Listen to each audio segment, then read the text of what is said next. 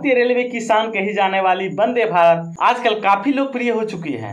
इसकी लोकप्रियता इस बात से अंदाजा लगाया जा सकता है कि कई राज्यों के मुख्यमंत्री और सांसद अपने राज्यों में भी ट्रेन को चलाने की मांग कर रहे हैं। लेकिन इस ट्रेन के साथ दिक्कत यह है इसका महंगा किराया है। महंगा किराया होने के कारण आम लोग इसे सफर नहीं कर पाते हैं। इसलिए सरकार ने साधारण लोगों के लिए जनरल कोच वाले वंदे भारत ट्रेन चलाने की तैयारी कर रहे हैं। इस वीडियो में जानेंगे क्या है वंदे साधारण ट्रेन परियोजना, यात्रियों को क्या क्या दी जाएगी सुविधा, किन किन राज्यों को मिलेगा सबसे पहला इनका लाभ और किन रूटों में चलाने के लिए रेलवे ने किया है सर्वे। वीडियो अगर अच्छी लगे तो लाइक और चैनल को सब्सक्राइब करना नहीं भूलिएगा। चलते हैं टॉपिक पर। दोस्तों, वंदे साधारण और वंदे भारत ट्रेन के बीच के अंतर को जानना चाहते हैं तो सबसे पहले शताब्दी और जनशताब्दी एक्सप्रेस के अंतर को समझना होगा।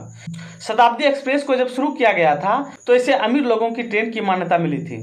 इसका किराया भी ज़्यादा था। तब आम पब्लिक के लिए इसी ट्रेन का वर्जन रूप जनशताब्दी एक्सप्रेस लाया गया। दोस्तों, ये कहानी 1988 का है। उस समय केंद्रीय रेल मंत्री माधवराव सिंधिया थे। साल 1989 में देश के पहले प्रधानमंत्री जवाहरलाल नेहरू का जन्म शताब्दी वर्ष था। उसी के उपलक्ष्य में रेलवे ने नई दिल्ली से झांसी के बीच पहली शताब्दी एक्सप्रेस को चलाने की घोषणा की थी।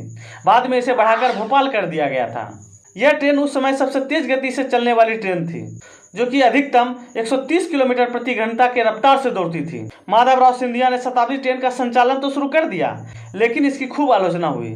समाज के एक वर्ग का कहना था कि भारत जैसे गरीब देशों के लिए विलासितापूर्ण वाली गाड़ियों की कोई जरूरत नहीं है।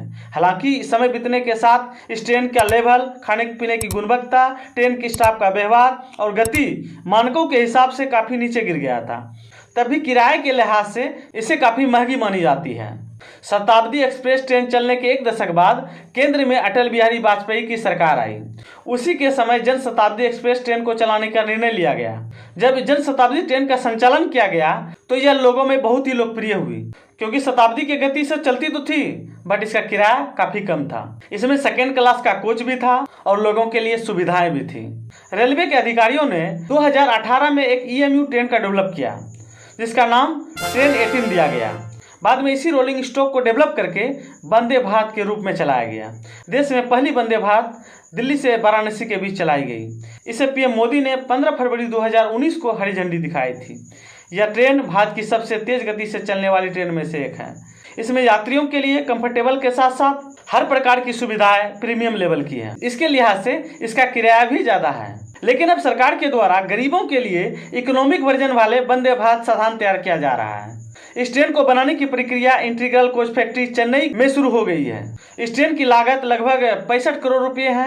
वहीं मध्यम वर्ग के लंबी दूरी के लिए जो वंदे भारत तैयार हो रहे हैं उसमें लगभग 100 करोड़ की लागत लग रही है। ये ट्रेन किराए के लिहाज से सस्ती होगी। हालांकि सभी सुविधाएं लगभग वंदे भारत की तरह ही होगी। इसके दोनों सिरों पर इंजन लेस कैबिन की सुविधा है, जिससे यह दूसरे ट्रेनों की तुलना में काफ़ी आकर्षक लग रहा है और लोगों को अपनी ओर आकर्षित करता है। इसमें 24 LHB कोच होंगे, जो वायु वैक्यूम शौचालय, यात्री सूचना प्रणाली और चार्जिंग पॉइंट जैसी आधुनिक सुविधाओं के सुसज्जित होंगे। साथ ही सुरक्षा के लिए CCTV कैमरे से लेस होगी और ऑटोमेटिक डोर सिस्टम भी होगा। वंदे भारत के तरह ही इसके ऑटोमेटिक डोर ट्रेन के चलने के पहले ही बंद हो जाएगी। इस ट्रेन की सबसे बड़ी खासियत यह होगी, ये ट्रेन मेल एक्सप्रेस के मुकाबले तेज रफ्तार से चलेगी और इसका स्टॉपेज भी कम होगा। साथ ही इस ट्रेन में शयनयान और कुर्सियां दोनों तरह की फैसिलिटी प्रोवाइड की जाएगी। इसमें सेकेंड क्लास के डब्बे भी होंगे, इसलिए स्वाभाविक रूप से इस ट्रेन का किराया सस्ता होगा। वंदे साधारण एक ऐसे रूट में चलाने की तैयारी की जा रही है जिन रूटों पर प्रवासी मजदूरों का आवाजाही अधिक है और उस रूट की ट्रेनों में काफ़ी भीड़ रहती है।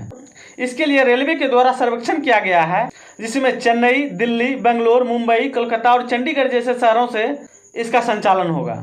यह खासतौर पर बिहार, UP, झारखंड, बंगाल, छत्तीसगढ़, उड़ीसा जैसे राज्यों के इसकी कनेक्टिविटी बड़े शहरों से की जाएगी।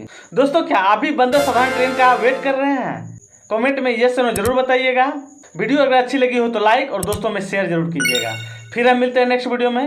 धन्यवाद।